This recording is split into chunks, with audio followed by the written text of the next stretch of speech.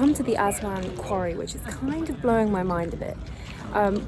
Well, number one weird thing was when we arrived, they forced us to sit and watch this like official video from the 90s about how they wanted to let us know how it was done, how these huge, nearly 1,000 ton obelisks and structures were cracked out of the ground using these little hand rocks.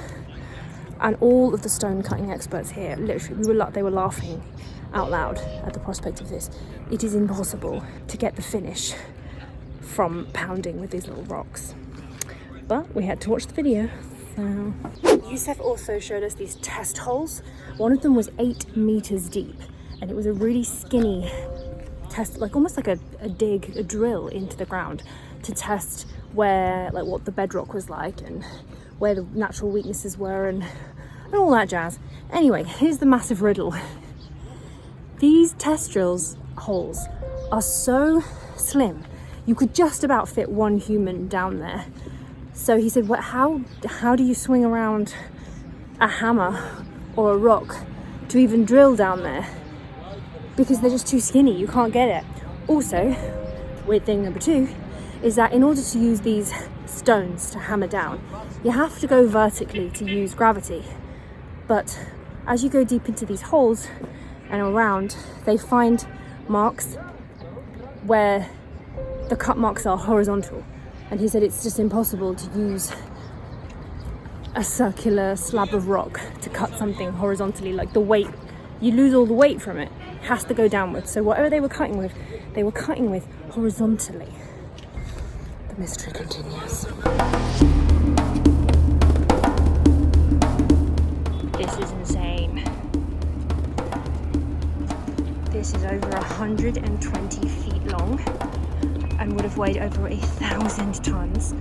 And the only reason that they stopped chiseling it out was it was a huge, massive crack all the way down. Now, if you're bashing this out with tools, obviously it's getting pounded. So what in the world happened that would have made a crack in a 1,000-ton obelisk? Like, what was going on in the world? What kind of cataclysm or giant fight happened that would crack the stone? Scoops.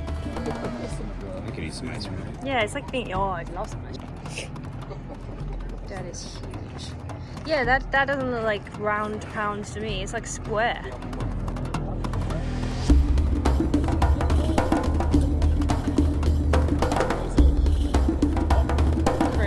Been completed, it would have been the tallest standing obelisk in the world, nearly twice the height of the ones we've already got. Kind of gutted it didn't get finished because that would have been epic. Let's just visualize this for a second. Say you were able to cut all the way around it without squishing anybody underneath and have it freestanding so that you could lift it up. How would you lift up 1,000 tons? I mean, how would you carry it? You wouldn't lift it up like this because it would just fall. So you'd have to lift it up like horizontally. And then how would you move it over all of this? Because this is what you'd have to move it over. Maybe more. Can't go that way. So how the hell did they get them out and then transport them hundreds of kilometers to the temples? Oh dear.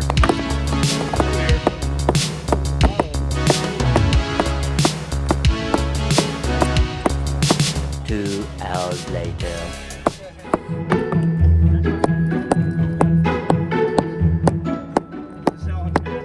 But then how do you get perfect corners?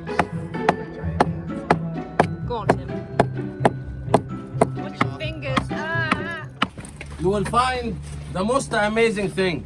The pattern is coming from above and then forming these shapes like steps and then going up high, but then also going this way. Yeah. Huh? The scoops are also on the surface of this. Tell me, how can this be done by pounding? It's impossible. Of course, like, no. Again, we find this in the Giza Plateau.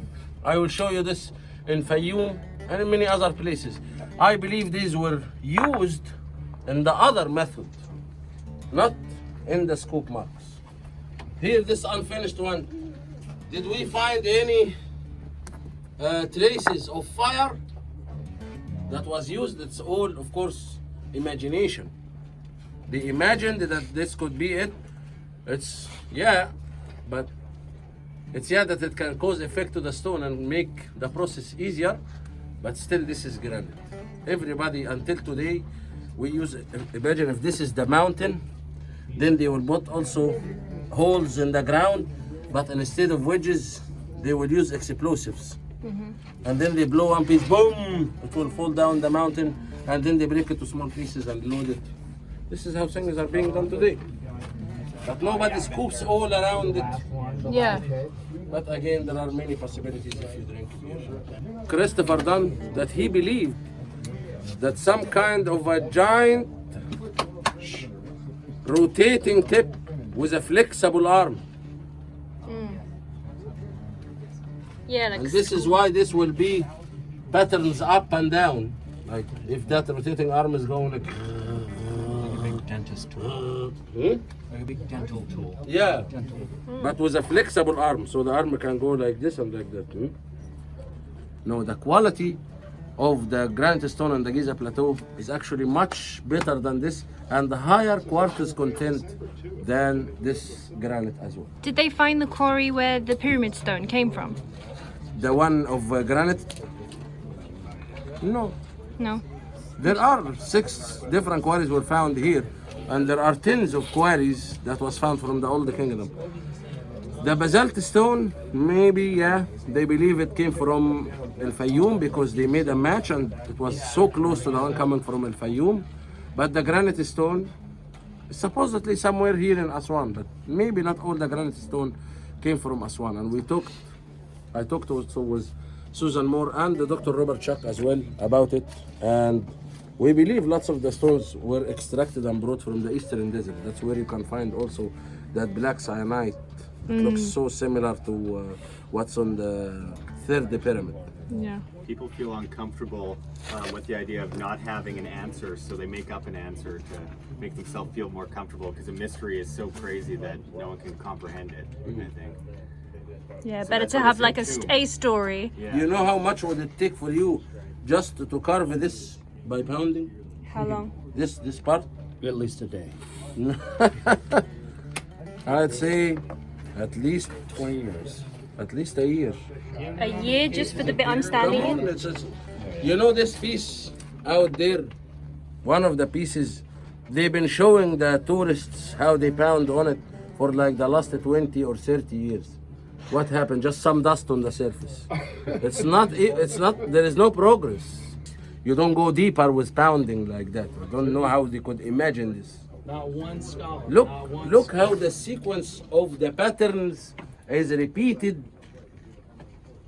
It's mechanical.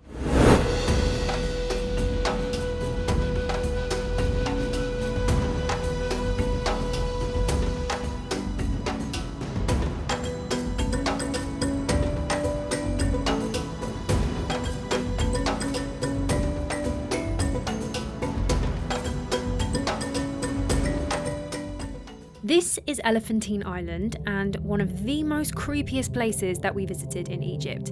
It's basically a graveyard for old, ancient technology, structures and bits and bobs. The whole site is left over from recycling.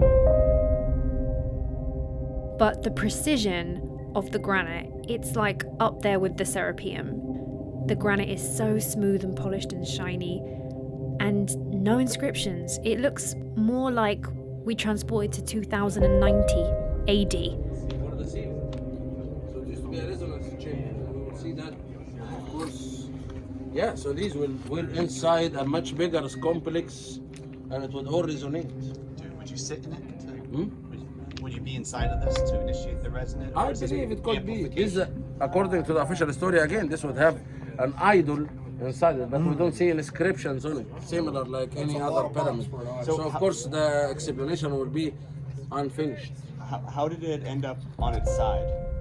All what we see here is what's left from recycling. So probably it was on its side, it was going to have its turn to be recycled like this one, which some of them were they cut parts from it to go to the Saated temple over there. Like we see it, like some of the granite pieces on the side here is also taken from this temple. Or as they also recycled in many places, they made millstone, which makes it like also questionable. Why would you recycle granite in Aswan? Because you already have lots of granite naturally around you. But of course, it's not so easy because these ones are already shaped, so I can cut from them pieces that is already the surface is smooth and I can use it easily instead of working on random piece and extract it. So it shows, and it shows also that like when they wanted to build the Saated temple in the New Kingdom here, they used the sandstone, which is not local to the area, but it was much easier to work with it.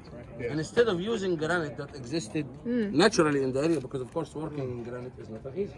Also the black granite over there is not local to the area, and perhaps this granite is not local to this bedrock as well.